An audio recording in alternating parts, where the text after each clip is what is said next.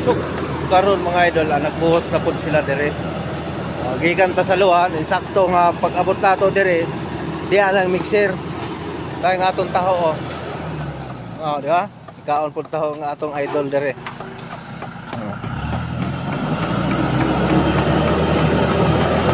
Nakatungo sa kadlaw dito to sa ubos, diha na pud mi sa ibabaw ron.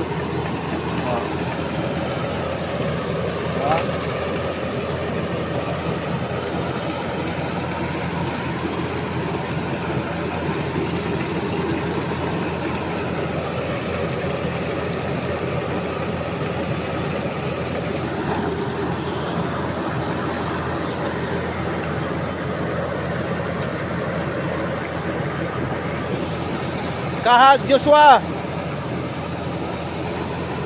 Paningkamot para na kay pambaon sunod semana.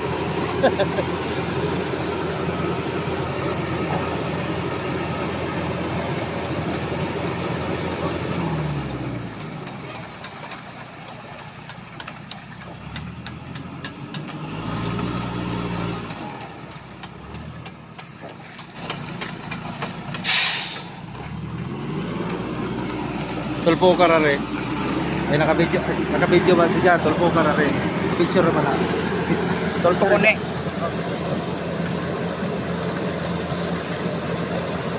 Dua, usala. Sala. Wala. Salamat sa nagpa-picture. Sa nagpa-picture. Sa nag-picture. Oh. Shout out sa mga nagtrabaho dire nga kugihang kaadyo. Way undang, way humpay para mahumanan eh. Kaya daghana nagpaabot nga kung kano saan ay mahuman. Shout out po ko sa katong mga nag-comment nga usa man nga wa may bakal. Wa tay mahimo ani kay adto nga ra jud ang may bakal. Pikas-pikas ra. Pero andere awa na ingana ra na bisag asa. Bahala na mo diha. Kung ingon mo nga way bakal. Basta ang importante, nindot ng among agianan diri padong luwan. Diba? Agianan na. So kani mga idol, nag-eskwela ni. Masa ka nang grade dol? Grade 12 na ni si Ja. Naningkamot ni si Ja. Ito mga kabataan niya.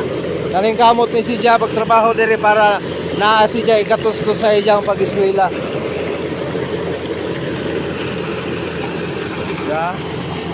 Okay kadyo ni bata kay